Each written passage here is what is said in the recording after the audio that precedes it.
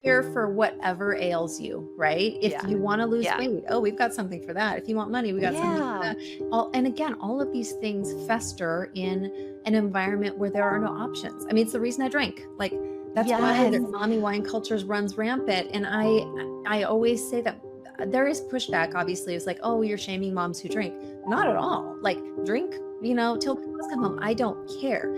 But you are being targeted. Look at the advertising, look at the memes, look at you're being sold something to fix a problem that it won't fix. And the same with MLMs. You're being sold a community that will take money from you all with all the best intentions. I had great intentions. I really thought for those first 3.5 years and even past that, I really thought it was helping people.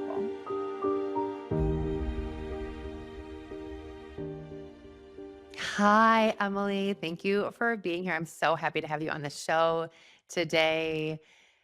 Thanks for being here. Yeah, thanks for having me. I was sharing with you a little bit offline that I was really excited about having you here because your book, Hey Hun, was really influential and helpful for me, even though it's written about a different topic. I very much can relate to so much of the stuff that you wrote, just about some of my own experiences, let's just say in the online wellness space of just kind of eye opening and questioning things and re examining some of the stories like women have been sold on about what to believe about themselves and how to act and just the lies that we sort of buy into. So I'm really personally excited to have you on. So thank you for being here. Of course. It's my favorite topic. You are also the other reason I wanted to have you on because you are a mom. Am I right in saying a mom of five? Yes.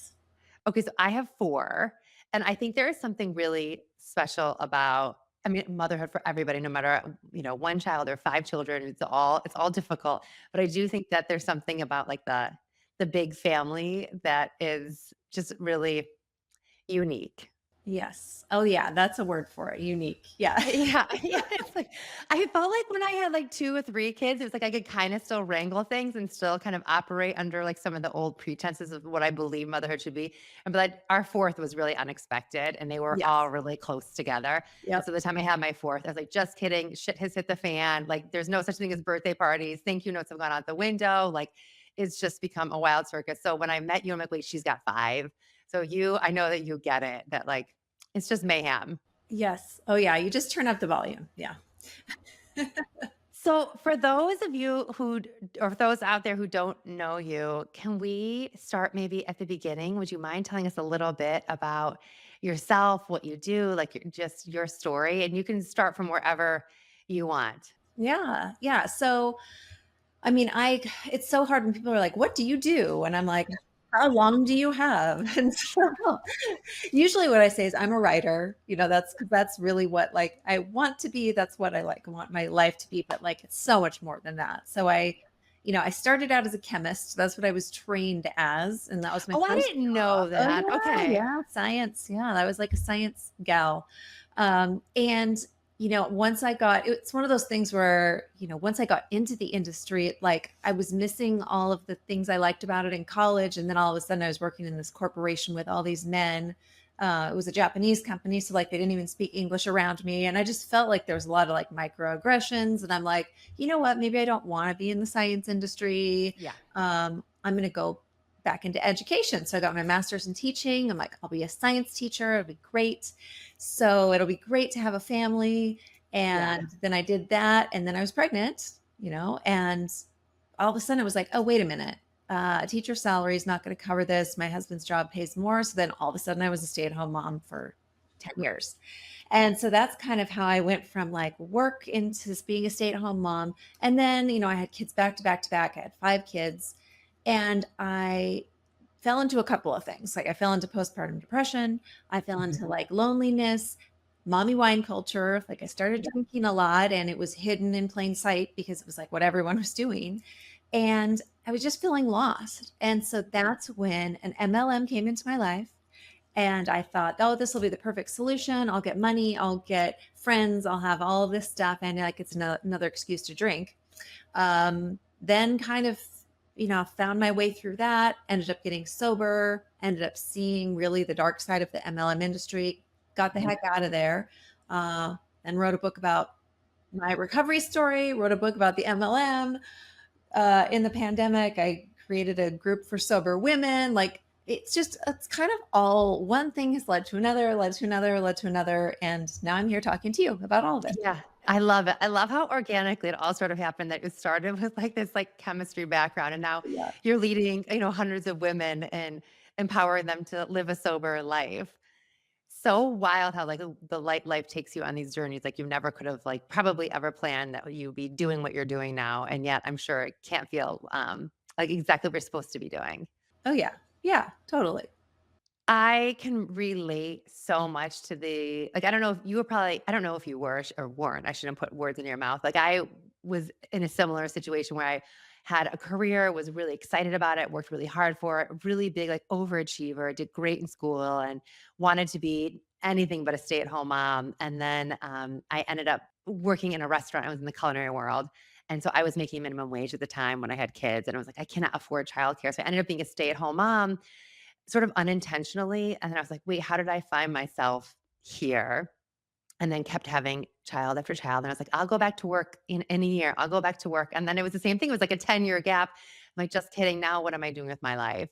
And sort of found myself in that same I think so many women find themselves in that season, and you're like, "Now what am I doing?" And then you see why, like I can see perfectly why I was such a good target for like an MLM, or why women are targets for any kind of Oh, yes. scheme, is because aren't options. Like all of these things come in, bad things usually fester where there's like a need, and Yeah. we don't support women. Like all, No. women's unpaid labor is totally exploited. And like, what other choice did you have? Did I have? Yeah. There wasn't one. Like we didn't really have the No. option to just hop back into work. And I'm sure it's the same for you, but even now, my oldest is away in college, my youngest is 12. Like I'm pretty much out of like the little kid busyness, and yet still not a day goes by where there's not an immediate need of some kind. Like there's really no way even now I could be closed door 9 to 5 somewhere. It's not realistic. No, and I love that you said that because I used to think when the kids were young and the house was so crazy that when they got older, I'd have more time. And it's funny because I'm just starting to ramp up my career a little bit, but I still work from home and work for myself. And my oldest two are teens. And we're in this era where, the doors are shut a little more often than I'd like. And the dynamics in the home are shifting. And even they don't need me physically the way they used to, the demands, I actually think, my husband and I talk about this all the time, are greater because is an emotional awareness that's needed and like a groundingness. Like I just have to be present in the home. They have to feel my energy there. And then a door slowly opens and then they'll start sharing. And it's just different. So I agree with you. It's like even though when they get older, that role is never going away. And there's no one else who's really coming in to lift that, like, invisible burden, if you will, or, like, that invisible weight that only a mother carries. It's hard to explain it to people. And my husband, I'm like, "You don't," not that he isn't intentionally, like, trying to help, it's not the same weight on his shoulders. The mental We're load. the stopgap. Yeah. Yeah. It's No, it's it's always there, and even, the back of my mind, it's like 2 of my kids are adults, and it's still like, "Oh, I wonder if she put her ballot in the ballot box," or, "I wonder, did she take her medicine last night?" It's like, things Yeah. that they have to do for themselves. I'm still gonna think about it whether I'm in charge of it or not. It's just like we're Yeah. hardwired to do that. So I think that is just I something know. that it's you can't get away from it, and I love it, and also it's hard. Like, it can be both. Yeah. Like, I wanted Yeah. nothing more than to be a mom. I'm so grateful to be a mom, and our country makes it really hard to be a mom. Like, Oh, it's so funny. I'm, like, so glad that we're going here right away. I was hoping we would talk about this, but didn't think we'd talk about it later. It's funny because I see and we can talk about, like, the MLM world and the online wellness space, but I see so much now on pressure on moms to become this other version of themselves, like to create a new morning routine and just manage your time better. And here's this new thing if you just got up earlier, and I always think the joke of it all is like if women just actually had help, we wouldn't have to do any of these things. I'm like, it's actually not your fault. You've been put in an impossible situation. The burden on you is, greater than it's ever been in our country before. Women have absolutely no help. And so I'm like, you're destined to fail, regardless of the morning routine you have or what supplements you're taking. And I wish that we could unburden women in that way. And I don't know when we'll get there as a country, but I'm hoping enough people are starting to notice and talk about it that something changes. I see in some spaces where it's like you think you're moving forward and then you see something and you're like, that you're like, oh God, we're not. But it's great if you want to get up early and sit and have your coffee in silence and stuff. But again, that's not fixed. A cold plunge isn't going to help your, being underpaid and not having maternity Yeah. leave. Like, Yeah, yeah, exactly, exactly, yeah, it exactly. doesn't Yeah. it's a Band-Aid for a bullet wound, it's not Yeah, the exactly. same. Yeah. Exactly. Okay, so I want to dive into I have so many things I want to talk to you about because I feel like you and I probably see the world maybe similarly, I'm guessing. I well, I want to get into the MLM stuff. Before we do, can we talk about your sobriety journey for a minute? I don't know. I've been sober 3.5 years. I don't know. How long have you been sober for now? Almost 8. Oh, Yeah, okay. yeah, Okay. Can you tell us a little bit about your journey into it and what yeah. prompted it?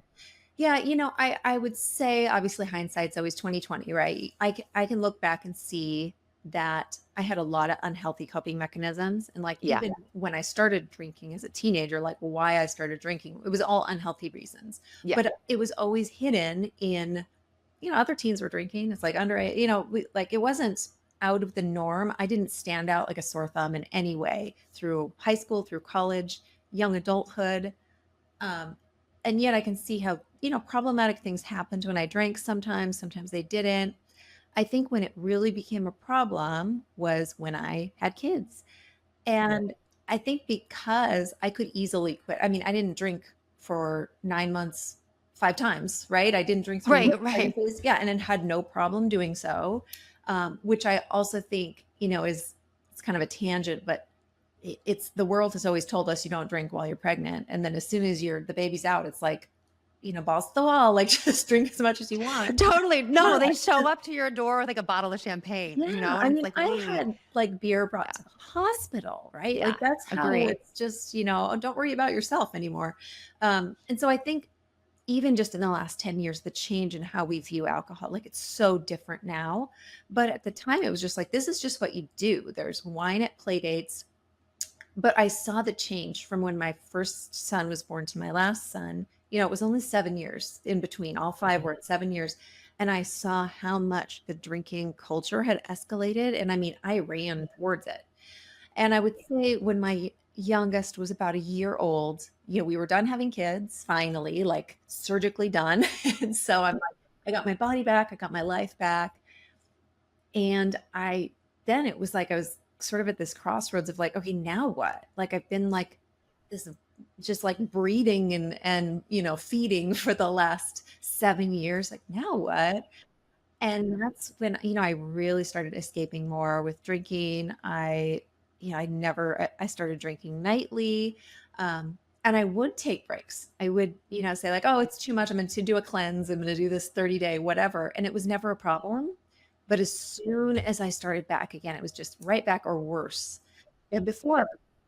And so it's like I could never check off all of the questions on like, are you an alcoholic? Um, but the fact that I was like Googling that should have been a sign. It wasn't like I didn't want it to be, right? I didn't want to stop.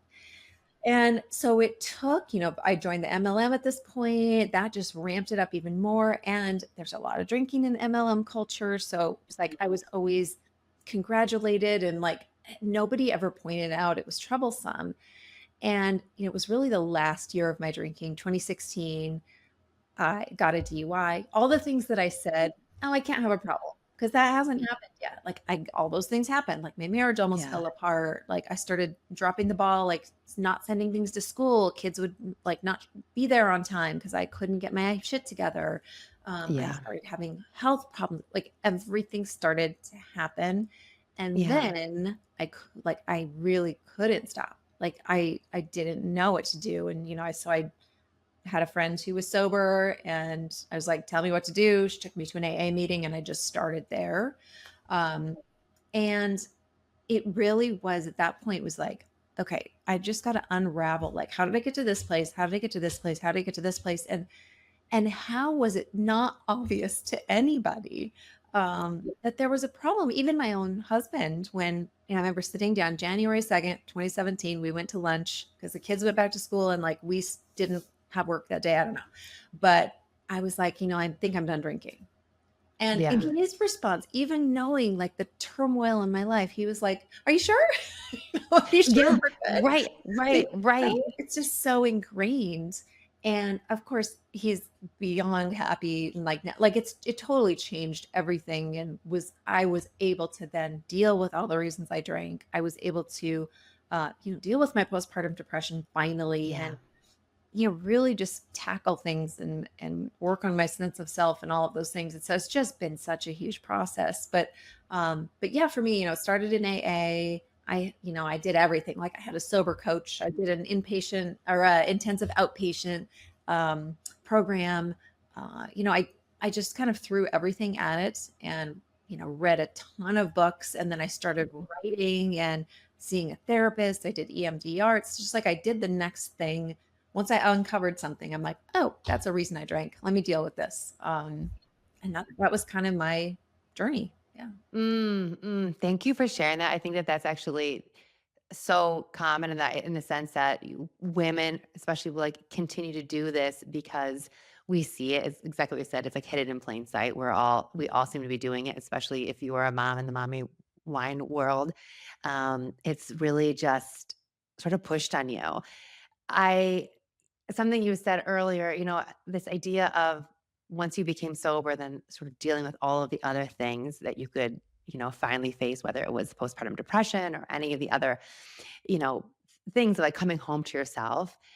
When I've been sober now only 3.5 years, but I felt like after year 1, it was, like, physically becoming sober, but then year 1 started like, after year 1, it was almost like, and I don't know, I'm sure someone has coined this term, this emotional sobriety began happening, where I was able to start like, really felt clear enough to start examining so many other things in my life, and that felt really hard and scary. And I think there's a little bit of this thought when, I don't know if you had this, like when you became sober, that all of a sudden, like, I don't want to say the word that, like, I was hopeful and then it became like harder, but there is this idea of like almost an excitement, like you're going to become this new version of yourself. And you're going to clean your act up and like all these, like you're going to like lose some weight and like you're going to like get your life under control. And then all of a sudden, like after year 1, I was like, wait a second, I'm still the same person. Uh-huh. Oh, wait, I have Only to do all those things? Like, Yes, shoot. yes, yes, yes, and so I just like, for anyone listening, I think, sobriety obviously has been the biggest blessing in my life, and I wouldn't change it for anything, and I think the drink giving up the actual alcohol is one part, and then I think the actual, like, learning to be with yourself is a whole other piece that I think is not talked about, like, it is really hard because then you have to start, learning to be with yourself and know yourself. And I think there's a little bit of like running that happens with alcohol, and then you finally stop. I'm sure you can relate to that, but Yeah, I mean, it's like someone described it one time, and I'm like, "Oh, that's the perfect description." It's like the whole time you're drinking, it's like you're driving a car and you're just throwing the beer cans in the back seat, right? And you're like, "I'll deal with it later. I'll deal with it later." And then you get sober and you slam on the brakes, and they all come forward. And that's what you spend time doing, is like throwing them out. And I also think it's a good, you know, I think that can sound daunting if you're someone who's like, "Oh, should I reconsider my alcohol use or whatever?" And it's like, I'm such a big advocate of just the harm reduction aspect and the education aspect of like, okay, we know now, like it's in the news practically every day now that alcohol's not good for you, and that whole paradigm of like red wine is good for your heart has been just flat debunked. It's terrible for you.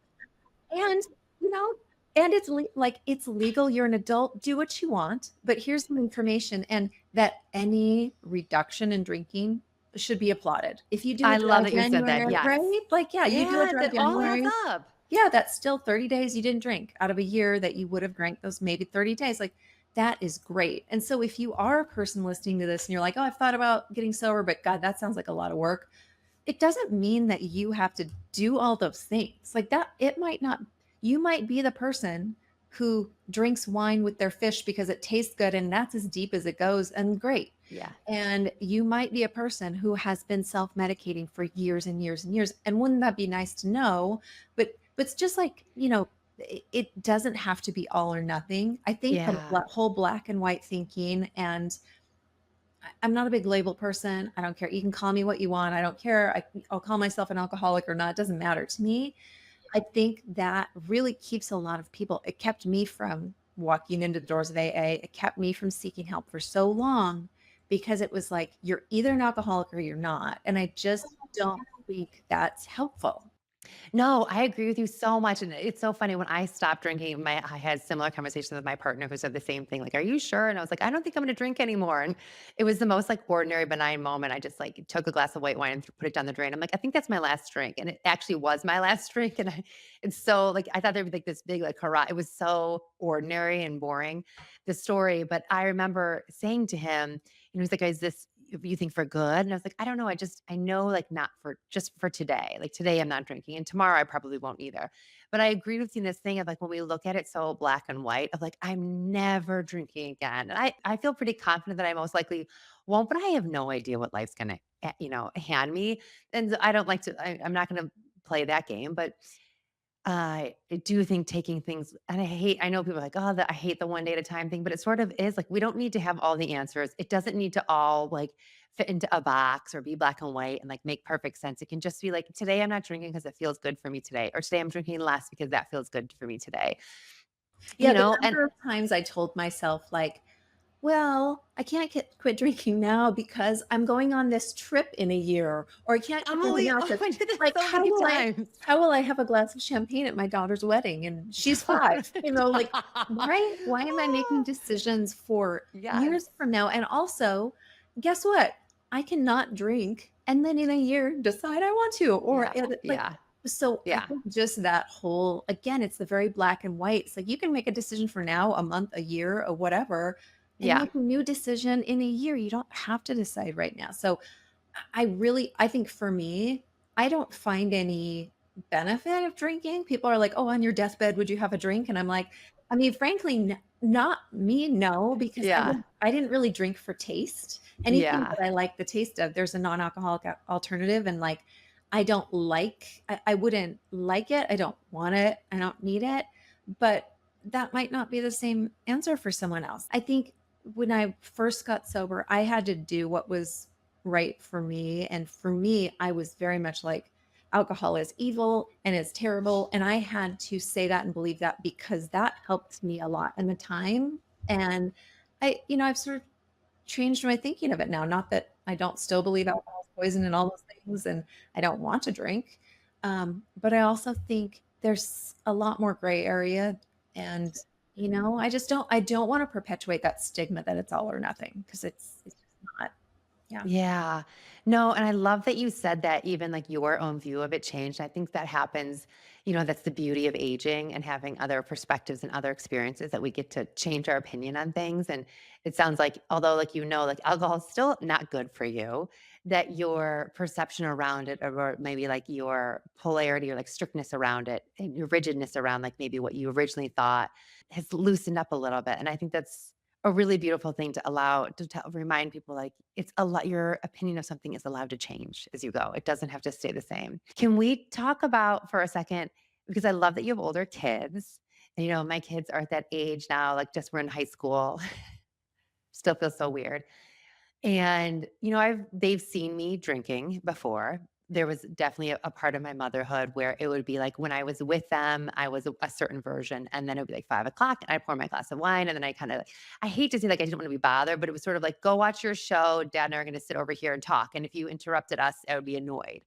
And now a Saturday nights or Friday nights look different where we're like, maybe we're really boring people, but we'll like, watch movies, the kids will cuddle and we spend family time looks different. But the only reason I'm bringing this up is because, I used to think I'd have a certain conversation with my kids around alcohol, and now I'm like, I don't know how I feel about it because I drank, even though they see me not drinking now.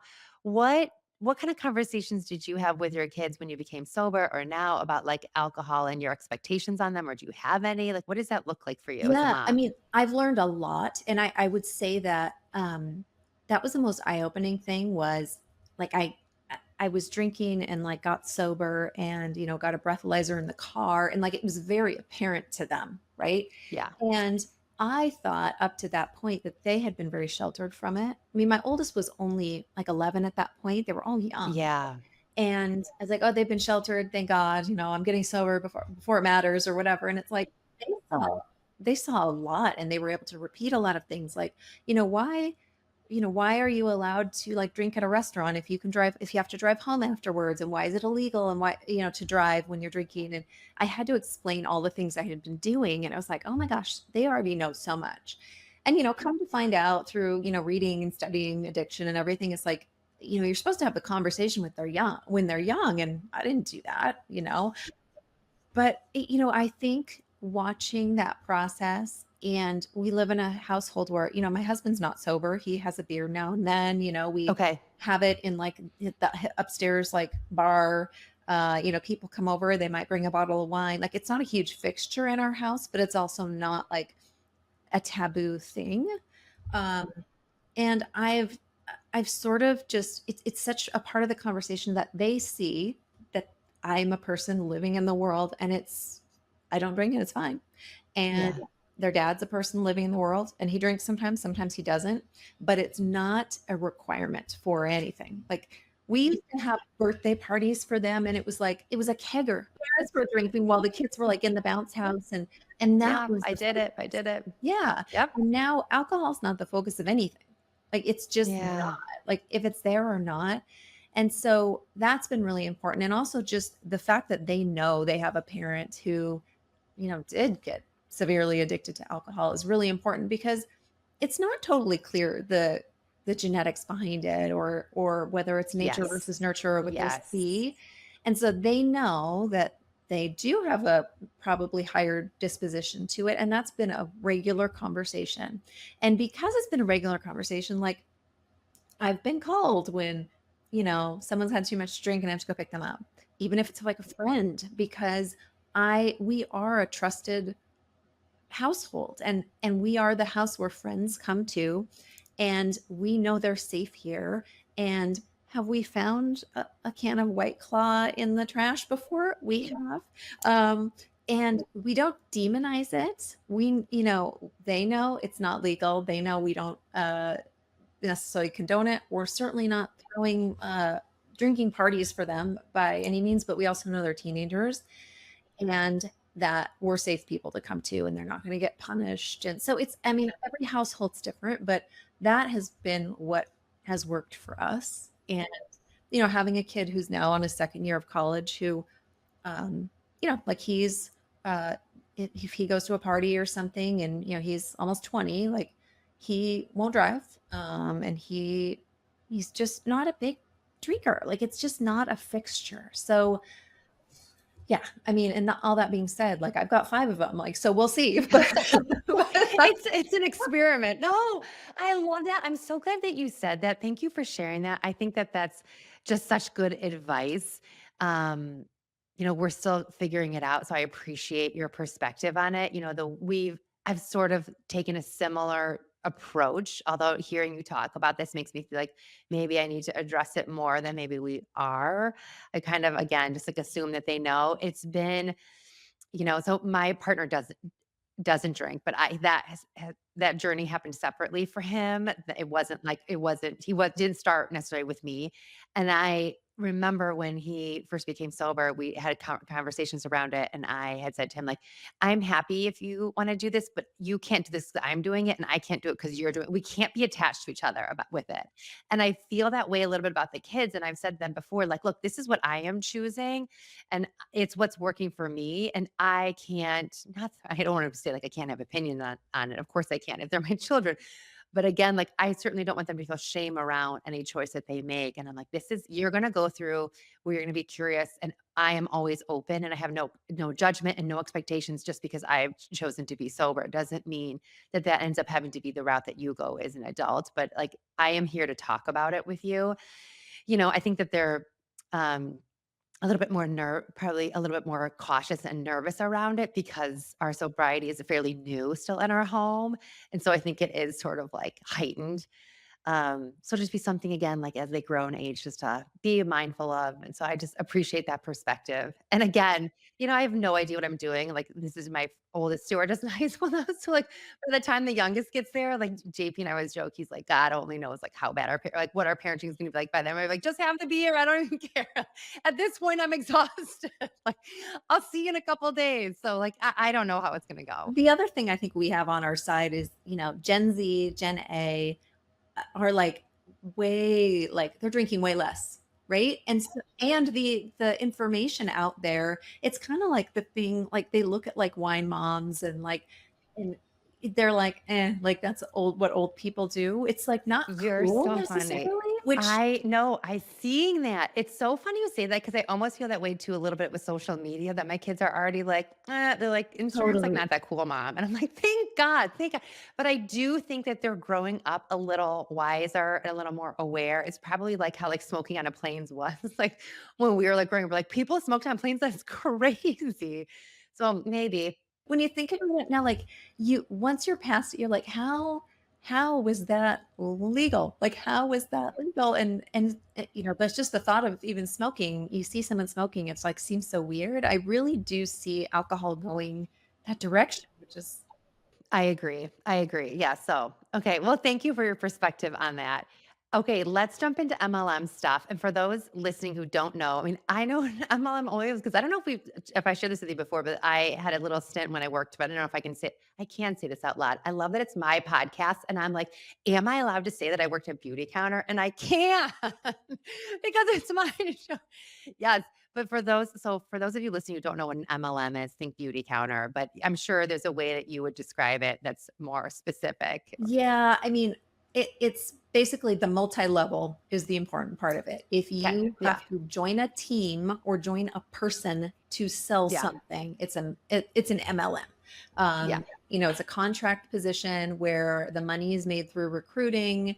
There are products attached. The products are not the thing. The moneymaker Yeah. is the recruitment aspect of it. So anything, join my team. I want to lock arms with you. I want to partner with you. I've got three Lock more arms spots with left. you. All that stuff. Yeah.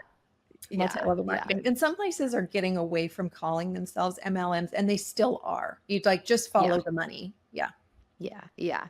So for those of you who have not read her book yet, Emily's book, Hey Hun, it really dives into the culture around MLMs and some of the ways it's really unhealthy, and I'm going to use the word toxic, and causes a lot of harm. And I think that it can feel benign to a lot of people, like what's the harm? And as she does such a beautiful job in her book, just exploring all the ways in which it really is unhealthy and toxic, especially for women and especially for vulnerable women. So can we get into, and I will say, Emily, you don't share in the book who it is that you work for. You don't need to now, but you got really high up in that in an MLM. So it's not like you were just in it. Like I was a rep for Beauty Counter for about a year and I sold like two things. I was probably the worst person. They probably actually wish I would have quit because like Katie brings nothing to the table. But you were legit. Like you were up there, you were speaking on panels, you did the whole thing, you got the car. And how long were you in the organization before you started to feel like, something feels fishy here? So it was Rodan and Fields, by the way, which I can say I didn't Okay. in the book because I wanted it to be. I didn't want people to say it's just that company. I really I tried get it. to Yeah. encompass all of them. And Rodan and Fields has now left MLM. Surprise, surprise. Anyway, so I was in for about 7 years total, and it was about halfway through where I was like, oh shit. Um, and it was right when I got sober that like I started to see the writing on the wall and realize that like the money I was making wasn't from sales, it was from all the people who were spending money to try and stay active and all of these things. But I again, like when you say vulnerable women, like it's I was perfect prey because I was looking for something. I was lost. I wanted to escape. And it's this very enticing, like, it's like, oh, you're joining a movement. You're joining a tribe, all these like co-opt words. Um, it was very enticing to me to like have this new group of friends and possibly make some money. And I got in pretty early, like it was where I lived. There weren't a lot of people selling products for this particular company, and so, and I was also someone who like would recommend stuff and people would buy it. Um, and so of course when I joined, people were like, "Oh, sure, I'll buy like whatever you're selling." And back in, 2014, it was like it wasn't, social media wasn't just like Right. overrun with Right. sales yet. It was like you could see a few things. You maybe would get invited to like a pampered chef party, but it was a very enticing new thing because it was like skincare and we were all, in our 30s, like at the age where we wanted anti-aging.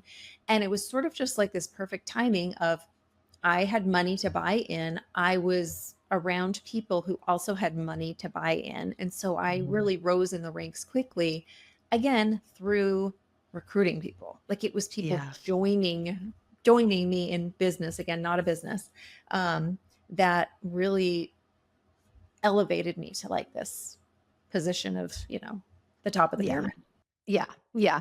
And that top of the pyramid, I think you said something around that I can say the word statistic if I could, was somewhere around like 99% of people like are not making money in Yeah. MLMs. Is Yeah. that correct? Yes. 99.7% of people who join lose money.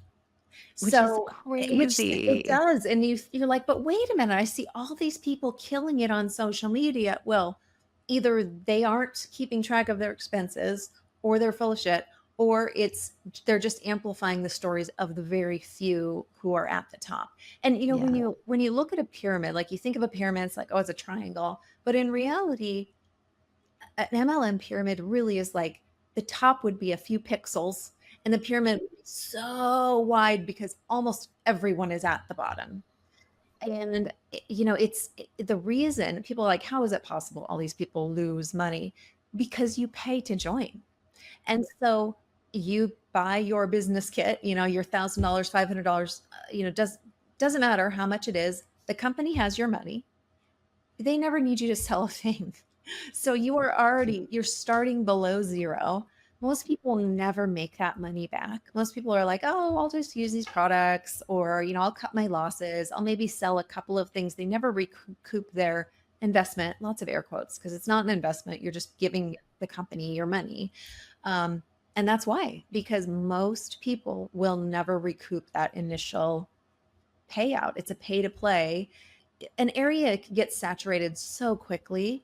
Um, there's no market research done. Like you say, there's like a Starbucks on every corner, or, oh, that's Yeah. what, MLMs, anyone can join. Look, there's a Starbucks on every corner. Like that's always a comparison. Yeah. But Starbucks does market research and they know that they can have a Starbucks in the safe way, and they can have a drive through Starbucks in the same parking lot because they're totally two different customer bases and they can Yeah. still make a killing, Yeah. right? Yeah.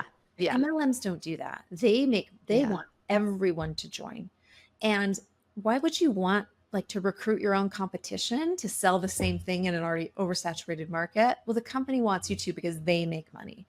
And it's like in the company, I would say things like, "Oh, well, Rodan Fields is the number one skincare company," and that was true in revenue because we were all buying product. That didn't mean lots of customers were buying. Repeat customer. Yeah. Yep. Yeah. It didn't mean Yeah. that they were highly rated, reviewed, whatever. It was Yeah. there were that many people in the sales force buying the products, buying in, that the revenue was that high. So these companies make bank. The companies do very well. The corporations do very well. The people in them do not.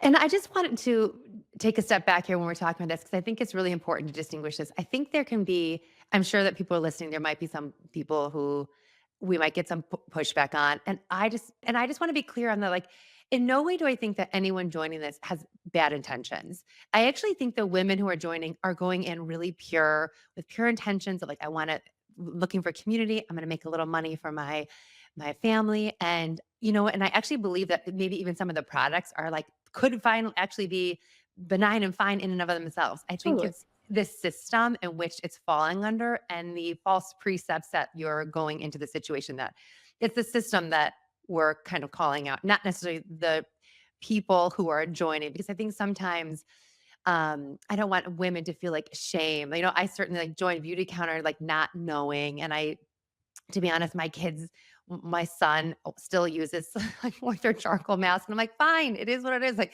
the charcoal mask isn't the problem. It was the system in which it was what I was peddling. Was the problem. And I think that's really hard to see because I do think that we're living in a world, and we kind of already touched on this, that like women are constantly being told that they're broken, that they're not enough. They feel the sense of unworthiness. And so you give them a system like, come and join this community, this sisterhood, and we will fix, a lot of your problems, whether that be like your wrinkles or your budget, Mhm. like Oh, yeah. we're here to support you. It's the And cure for whatever ails you, right? If yeah, you wanna lose yeah, weight, oh, we've got something for that. If you want money, we got something for yeah, that. And again, all of these things fester in an environment where there are no options. I mean, it's the reason I drink. Like, that's why yes, the mommy wine cultures runs rampant, and I always say that there is pushback, obviously. It's like, "Oh, you're shaming moms who drink." Not at all. Like, drink, till the cows come home. I don't care.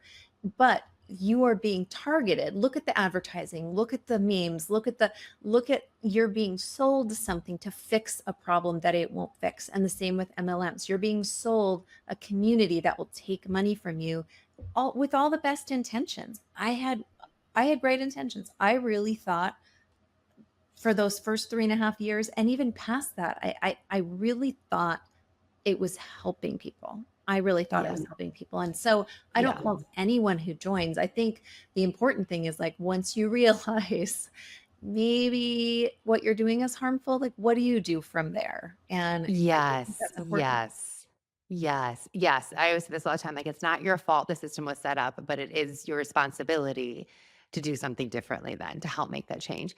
You talk a little bit about MLMs and like the avatar of what a traditional, like what a rep would look like. And it's funny when I was reading about that, and I didn't intentionally choose to like go into, I'm just going to call it the online wellness space. I'm for lack of a better word.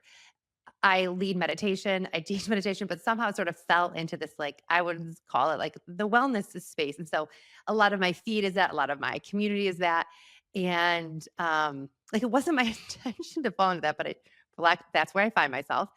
And when I read that, I was sort of already feeling a little bit of ick because I was like, oh, we talk about like wellness for all. I'm sure the same thing about like, everyone is welcome in the MLM world. And then, but what you see is represented is white, thin, privileged. It's the elitist, it's the able bodied. It is not actually accessible for all. I mean, and I'm sure there'll be people who argue with that, but really what we see portrayed is a very specific ideal of perfectionism and beauty. And it is gated and it's not open for all. Can you talk a little bit about like that, noticing that in the MLM world? I want to make sure I'm getting that right. It's exactly right. It's that meritocracy. And so you've got like capitalism, which is own hellscape anyway. It's like Yeah. money, money, money, and selling, selling, selling. And that we can Yeah. critique that until the cows come home.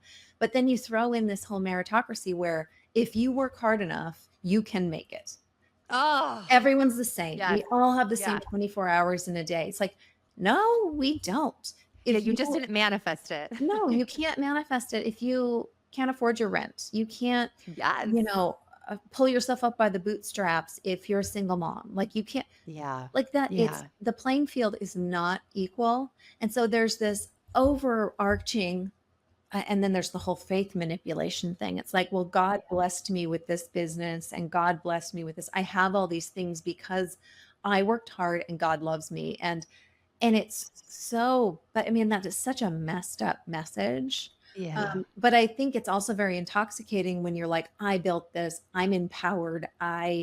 I'm great. I'm wonderful. And it's like, yeah, but you also had $1,000 to spend on a kit and you've got a husband who works. And so it doesn't really matter whether you're making money or not. 100%. And yeah, 100%.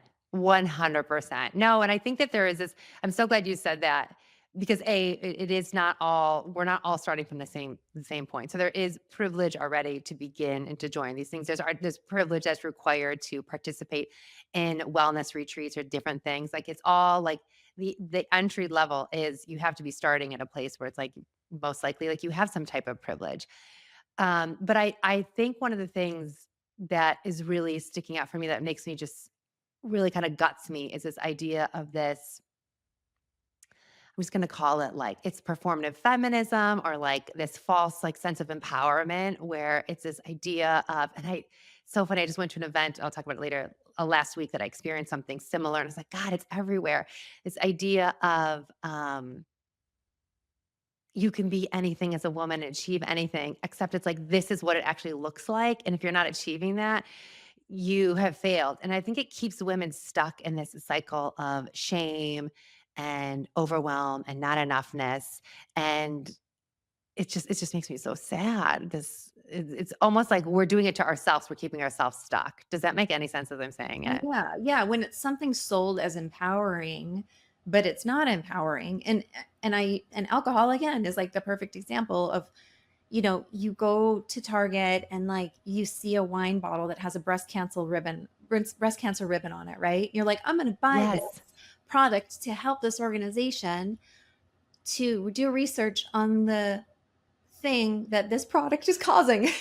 Yeah. Yeah. Yeah. Things are, again, it's like hidden in plain sight. Or I'm going to join this organization. I'm going to be my own boss, but I'm giving this person money and now I'm giving them control over my schedule. And they're going to Yes. come into my Yes. text messages every day with these empowering messages that are actually really shaming and telling me Yeah. I'm not doing enough. And if I don't sell this certain amount, what am I doing wrong? What am I not doing? It's like it just sells you something that is going to make you feel worse. And the less opportunity you had to begin with, the less privileged you Yeah. were, the worse you're going to feel. And Yeah. it's hard because there are very few spaces where you can reach everyone. And I've received pushback and criticism for having an online platform for sober women, right? Because there's still a place of privilege, right? And no matter what you do, it's like I can give away, I give scholarships to anybody who asks, anyone who can't afford it, who wants to join, no questions asked. And yet you still need a smartphone. You still need the internet. So like there is a level of privilege inherent in anything. And I never want to say like, well, if you can't help everyone, you should help no one. But when you're in a system where you are helping and no one, you just have to look for that. It's like, how many people are being helped for this? Where is the money going? Why is the income disclosure statement so abysmal? How is it Yeah. Yeah. empowering? And I think also, organizations like that, they they go out of their way to not disclose that information and give you talking points around it. So it's not just a place of ignorance, or it's not, I mean, it is ignorance, but it's planned ignorance where it's Yeah. like, Yeah. "Oh, Yeah. don't look behind the curtain. Here's what you can say when the haters come out, here's a canned response for them.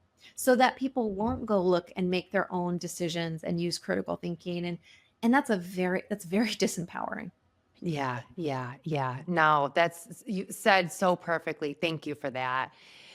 I think when someone is going to go, whether you're reevaluating your relationship with alcohol, okay, so this idea of maybe like looking for the sense of belonging or like looking for something and a way to escape, whether that it was trying to fix yourself through wellness, trying to use alcohol to numb yourself out, trying to, look for community through an MLM, whatever it may be, there is this sense of like running from yourself or like looking to come home to yourself.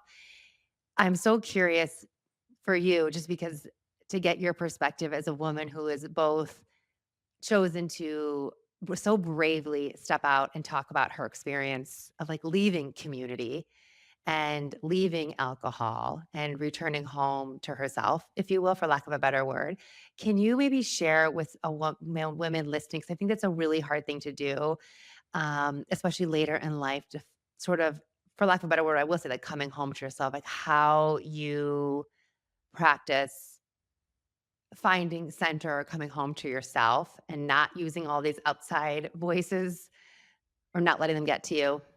Yeah, I mean, that can be really hard because when and I think it's also a testament to why people stay in these toxic environments and organizations because like the devil you know is less scary than the devil you don't, right? And I Yeah, didn't yeah. know, right? I didn't know what I didn't know. Like once I started pulling away from the MLM, I kind of assumed one thing. Like I assumed my friends would stay friends and like it would be Yes. okay. And it was until I started speaking out about it and then it wasn't.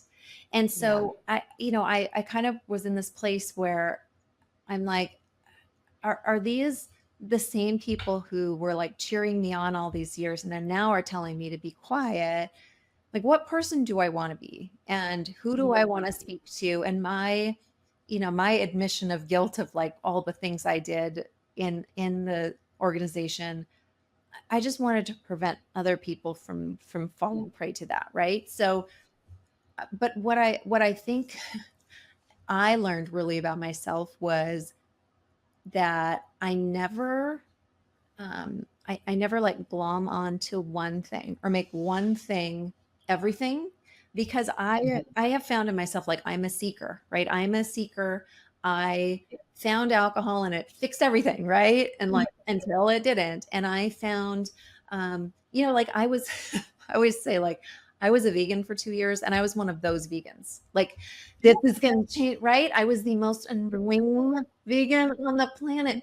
And because I would get into things and it was the solution to everything. And I am very, very careful now that I don't put my weight into everything. Even like, my own mother-in-law is a pampered chef consultant and I love her and we will forever be getting spatulas and whatever at Christmas and they go in our drawer and we use them. And there is a point where I I'm not that black and white about everything. So Yeah. it's really helped me just reevaluate. And there's something so peaceful about that. Like I can still talk Yes. about all this stuff and share things on social media. And I like to be snarky and everything. But you know what? Yeah. The second someone leaves an MLM and comes to me and is like, you were right. I'm not going to be like, ha, I told you so. Like, it's like, Yeah. I'm so glad you figured it out. Awesome. And all of my Yeah. friends, I still have friends in MLMs who I'm just not that black and white about it. I Uh, love that I don't so know if much. that I answered your I question, but feel like, like you no, it did. I feel like you live very much with this, and I always say this, like, to try to lead with, like, an open mind and a really soft heart, that, like, your mind is open to, like, "This is what worked for me. I don't hold it that tightly. I'm open to hearing how it works for you, and when you change your mind, if we align, like, my heart is open and, like, it's okay," which I think is a really beautiful way to live, and I relate so much with what you said earlier about being a seeker and trying things, like, I'm always looking for knowledge.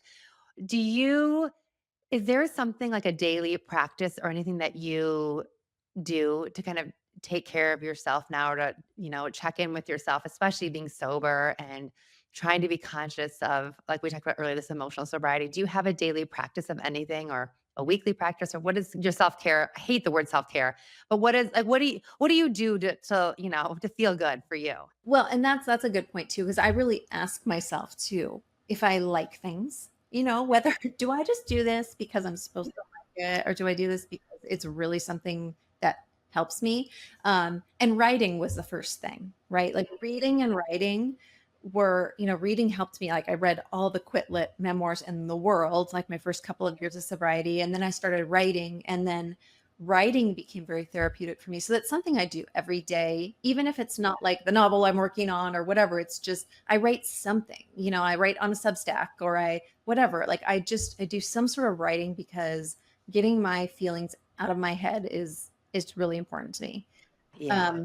I love baths. Like I love, I love taking hot Yeah. baths. And again, like I feel like self-care is a word that has just been ruined for me. Totally, Um, totally. but yeah, No, for sure. honestly being completely unproductive has really really helped Oh, it's so like good. fix all those years that I was like, I have to multitask all the time. And being in the MLM, it's kind of it's really tough because you are expected to fit everything into every moment of time. Like even when I was playing with my kids, I had to be like boss babying on the phone. I had to be texting. I had to be always working, right?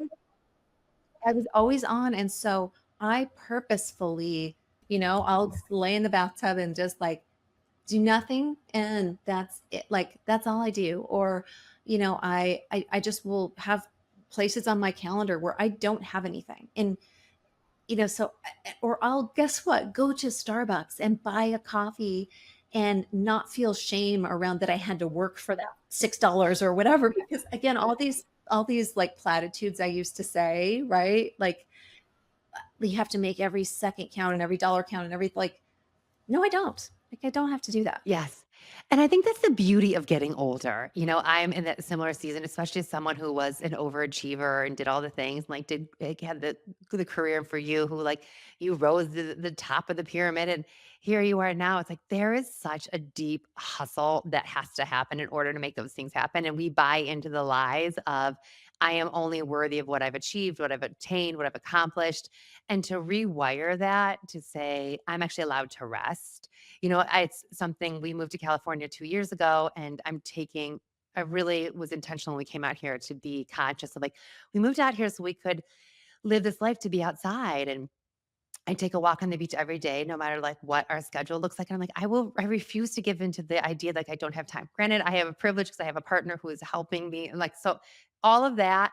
And I still don't, my emails will still all go unlooked at. I don't feel the guilt to like volunteer at my kid's school. I'm not pushing hard on social media and stuff. I'm like, I am going to go outside and I'm going to get my walk in because Yeah. that's what's most important to me in my life, where I'm gonna be present with my kids and I'm gonna sit on their bed and listen to them tell us dumb stories about what happened at school. And, that feels really good for me right now. Like when I lay my head on the pillow at night, and I think about like, what is it that I did?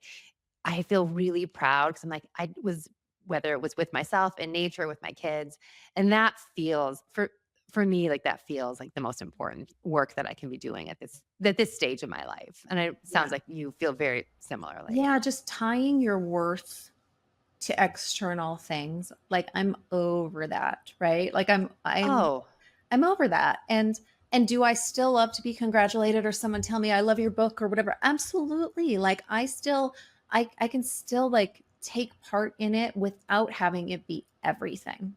yeah, yeah. And I think that's a really just hard thing to do in our society in Oh, general. But yeah.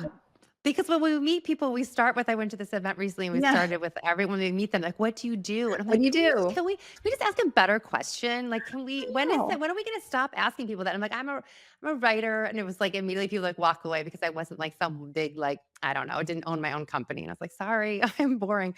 But it is so funny how we're still there as a society. But I have a feeling that will change in time. Speaking of what we do, I know you have your sober mom squad, and I just want to close. Can we talk a little bit about the sober mom squad? I'm so in awe of what you've built and how you gather these women and empowering them to, just examine their relationship with alcohol. Can you talk a little bit about the sober mom squad? Yeah. So Summer Mom Squad really came out of the pandemic. So I had just written my first book and I was doing like recovery coaching and I was like, oh yay, this is like my new life. Woohoo. And then the pandemic happened. And then it was like, oh, never mind. And then it was all these women who were like, uh-oh, I'm at home, I'm drinking a lot. What do I do?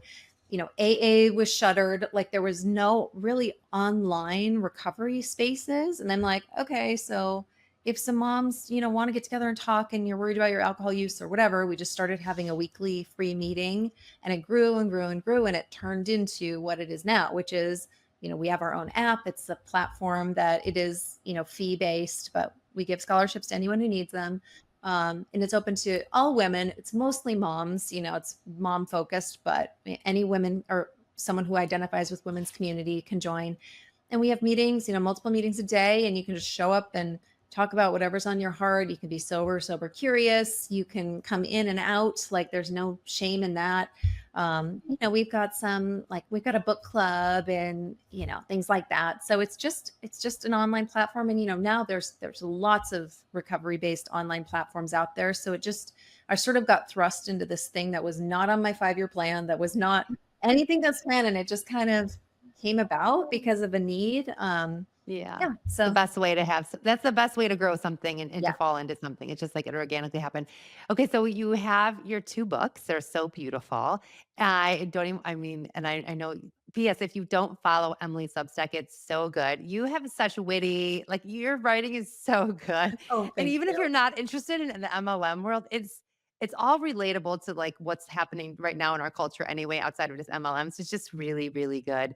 So I'll link her Substack in the show notes and then her 2 books. What's next for you? Is there another project you're working on? Even though it can just be that you're resting and hanging out with your kids and taking baths. Like, please know that if you said that I'm hanging out with my kids, I'd be like, that's heavenly. That's a Yeah. perfect next chapter. But I'm curious, is there any what's next for you? What's Yeah, on your so I'm mind these days? I'm just finishing up my first novel. So I've Get moved on out to of fiction. town. Yes. So we'll Amazing. see what comes of that. I still I moving from nonfiction to fiction's a whole different ball game. And so I Yeah. have to, sell it. So, hopefully that happens. So good vibes there.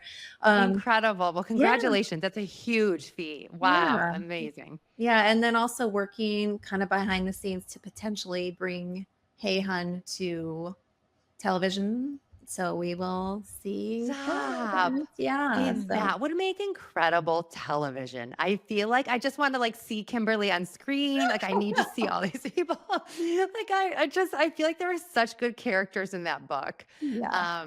Yeah, that would make the incredible TV show. It'd be amazing. Yeah. Well, Emily, thank you so much for Of so course. much of your wisdom and sharing your time with us. I so appreciate it. And I feel like I gained a lot out of it. And I know everyone listening well. So thank you for being here. Of course. Thanks for having me.